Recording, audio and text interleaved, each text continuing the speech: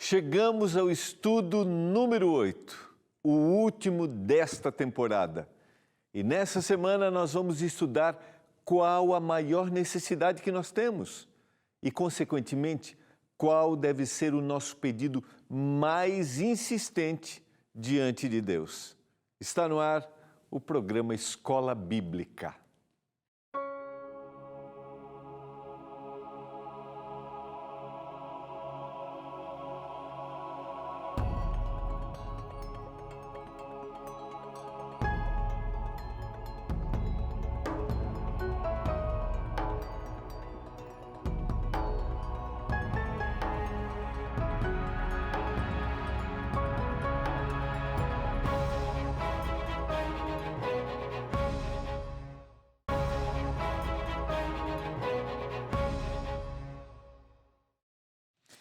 Olá, tudo bem com você? Estamos começando mais um programa Escola Bíblica. E eu quero começar diferente hoje. Eu quero começar lendo o Salmo 40. Eu não sei se você acredita na Bíblia ou não. Não sei se você lê a Bíblia ou não. O livro dos Salmos são músicas, cânticos.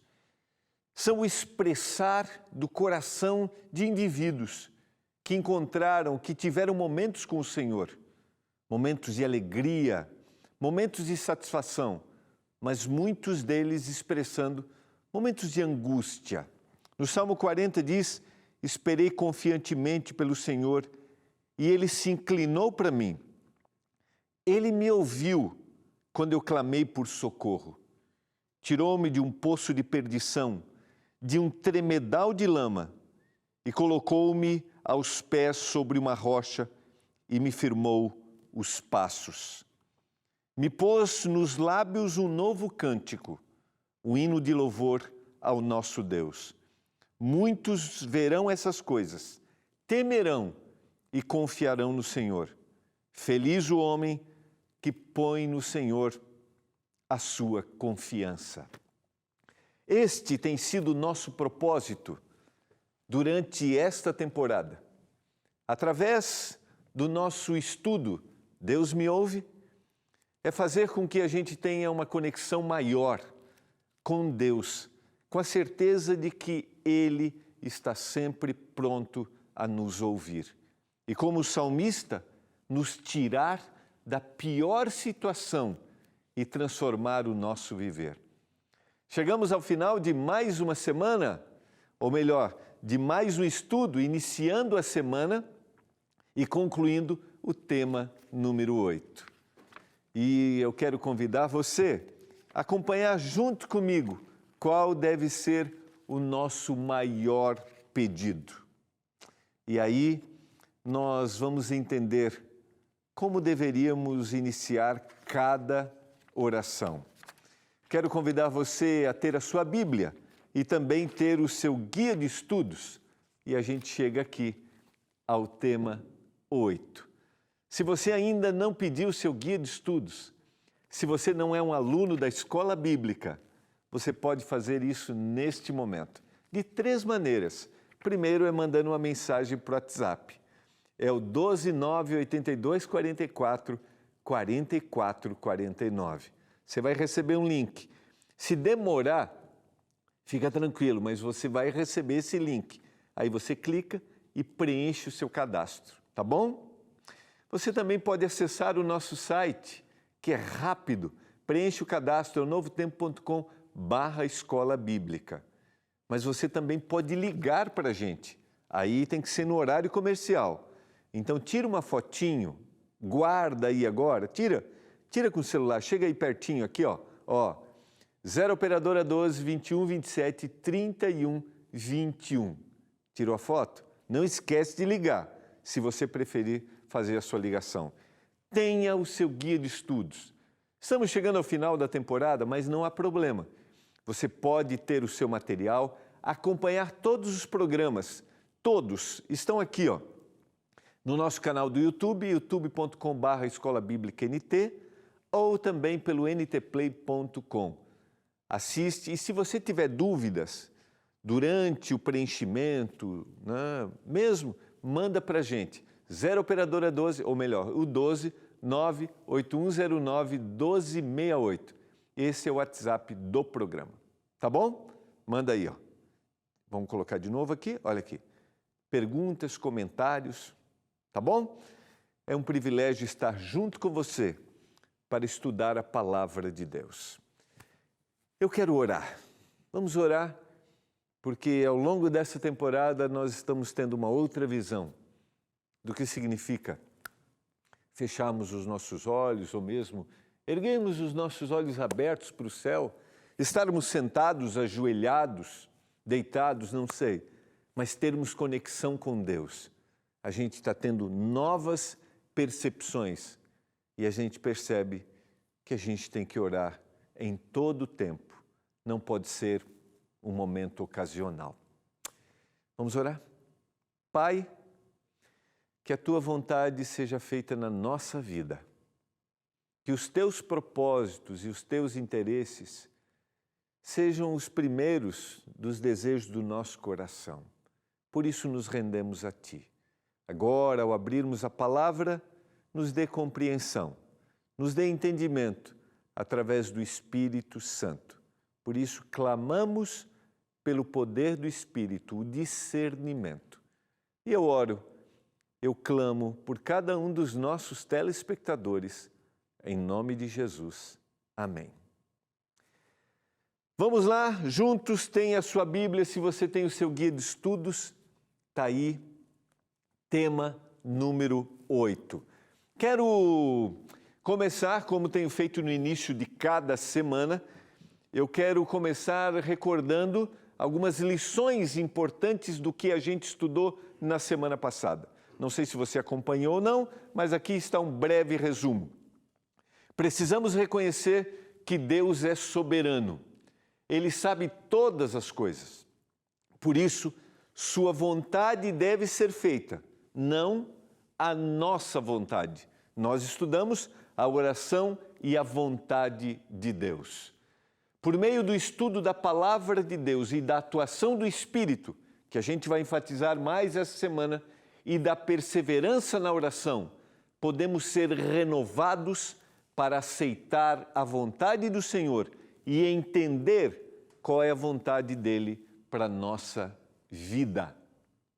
E hoje vamos começar entendendo a oração e o Espírito Santo. E eu quero recordar rapidamente com você algumas reflexões que a gente tem feito no início de cada tema. Primeiro, qual deve ser o foco da nossa oração? O primeiro foco. Você que está acompanhando a temporada já percebeu o que a gente tem trabalhado. Mas queria que você parasse um pouquinho aí. Quando você para orar, por exemplo, a oração, primeira oração do dia, você que tem o hábito de orar, como você começa? O que você coloca por primeiro? Você pode agradecer, talvez você esteja agradecendo, mas os seus pedidos, quais são? Qual é a sua primeira intenção? Consegue definir? Está claro para você? Quais são suas primeiras palavras, depois de expressar agradecimento? No final do dia, como você coloca diante de Deus a sua oração, sua conversa? Se eu estou falando para você que talvez não tenha o hábito de orar, eu queria que você captasse um pouquinho e pensasse, se você fosse orar, quais seriam as suas primeiras palavras? Se referindo a Deus, um Deus poderoso, soberano, quais seriam? O que você conversaria com Deus neste momento? Ao iniciar um dia ou ao terminar o dia? Mais do que pedir ou agradecer, e a gente tem enfatizado isso, o foco da oração deve ser desenvolver uma conexão, um relacionamento com Deus, uma entrega, um conhecimento, uma submissão daquele que é poderoso. A oração deve conectar o nosso coração com o coração de Deus. E assim como vimos semana passada, vamos entender qual é a vontade. Fica claro para você que a oração é mais do que pedir ou agradecer, mas é estar em conexão, desenvolver um relacionamento.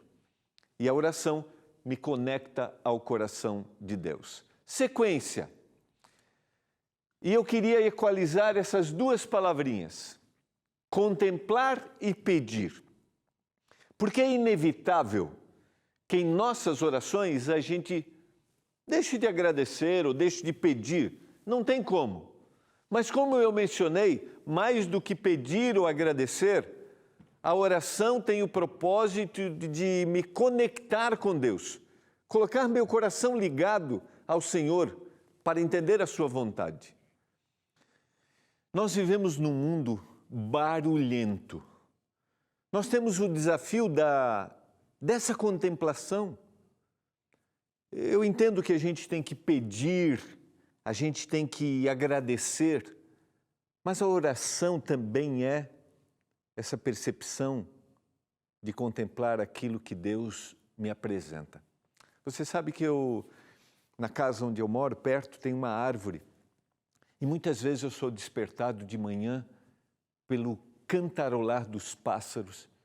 Em alguns momentos dá até para observá-los. Mas em determinados momentos invade a árvore as caturritas. Você conhece as caturritas? Parece um papagaiozinho. Elas são extremamente barulhentas que deixam a gente surdo às vezes. Aquilo é tão tenso, é tão intenso, que às vezes a gente não tem nenhuma disposição para poder olhar e contemplar. É mais ou menos assim que acontece na vida. A gente tem tantas coisas para falar, tantas coisas para pedir. A gente tem tantos anseios no coração que não temos a percepção de ouvir o que Deus tem para nos dizer. E talvez o nosso desafio seja equalizar o contemplar com os anseios do coração. Eu não quero eliminá-los aqui, em hipótese alguma. Não quero dizer que isso não deva acontecer. E eu desafio você a gente pensar dessa forma. Como fazer com que a exposição das nossas necessidades, dos nossos anseios, nos faça criar essa intimidade com Deus, esse contemplar. E é isso que a gente vai aprofundar, que a gente vai entender ao longo desta semana. Porque a oração é o abrir, é colocar-se diante de Deus, mas ela também é visualizar Deus e aquilo que Ele deseja para a nossa vida. Assim tem sido a sua oração? Assim tem sido o seu conectar-se com Deus? A gente vai para o intervalo, a gente já volta e é rápido.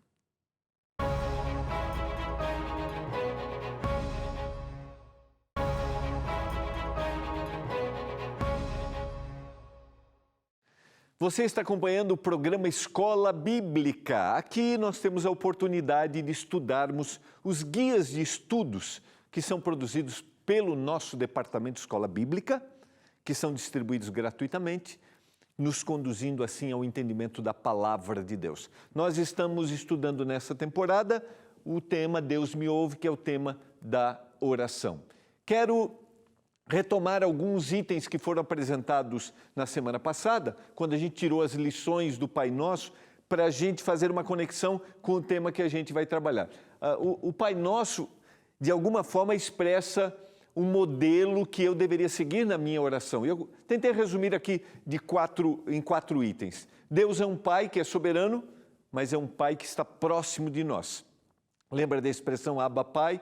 Os interesses e influências de Deus devem estar em primeiro lugar quando eu começo a conversar com Deus, sempre focando naquilo que Ele deseja para a minha vida e não naquilo que eu desejo que Ele faça. Inicialmente, são os interesses dele. 3, a apresentação das necessidades espirituais, físicas, morais e relacionais. Aí eu vou colocar o pão de cada dia que não me falte, me perdoa, que eu, assim como eu tenho perdoado os meus inimigos. Então, eu apresento as necessidades em todas as áreas e também a entrega da minha vida, que o reino de Deus se faça presente no meu dia a dia. Como as lições do Pai Nosso estão sendo colocadas. Lembrando bem que o Pai Nosso, lá no Evangelho de Lucas, começa no verso 1, diante de um pedido.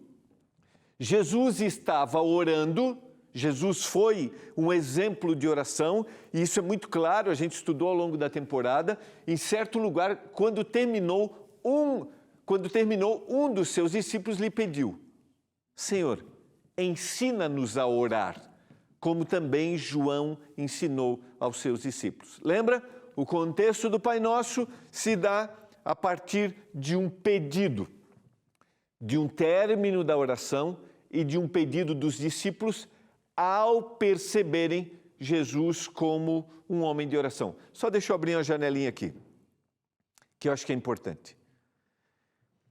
No seu ambiente familiar, aqueles que convivem com você, têm visto você orando? Você tem sido uma pessoa de oração? Seus filhos percebem você? Não que você vai fazer para ser visto, não é? Lembra quando a gente estudou sobre a prática do fariseu e do publicano? Não é isso. Mas fazer de forma involuntária, ser visto como, não que eu deseje, não. É importante. E essa percepção os discípulos tinham do seu mestre. Agora, na sequência, então, o contexto do que a gente vai estudar agora é o Pai Nosso. Na sequência, Jesus conta a parábola do amigo importuno, ou seja, aquele que insistiu em horário inconveniente para ser atendido, e isso vai ser importante para a gente entender o tema na sequência. E aí a gente vai ao verso 9. Por isso vos digo, pedi e dar-se-vos-á, buscai e achareis, batei e abrir-se-vos-á. Esse é um dos textos mais difíceis de a gente entender quando a gente estuda o tema da oração. Segundo, esse texto, além de ser difícil, ele pode ser interpretado de forma equivocada. Ele pode ser usado para manipular as pessoas.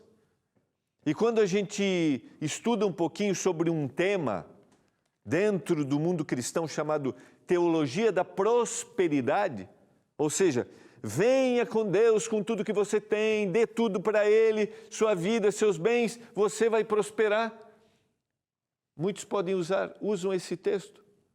E a promessa está aqui, pedi e dar-se-vos-á. Olha, tem 3 verbos aqui que são importantes para a gente entender. Voltemos aqui.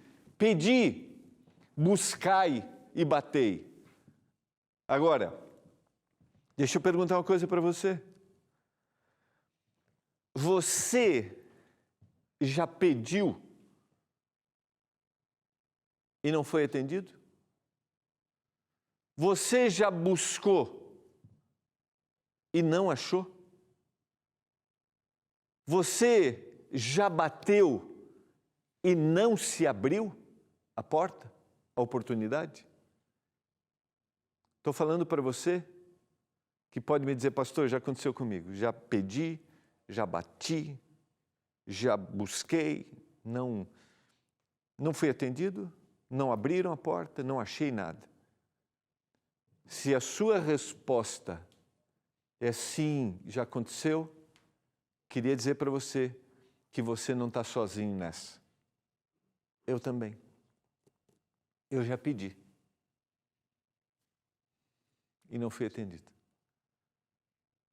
Eu já bati e não se abriu. Eu já busquei e não achei. Diante desse texto e da frustração com a má interpretação dele, ou do mau uso dele, que alguns fazem, e que alguns interpretam, a gente pode se frustrar, se decepcionar e se revoltar e perguntar assim: o Senhor não disse isso? Por isso que talvez aquela grande lição que a gente aprende no entendimento do texto bíblico se aplica aqui.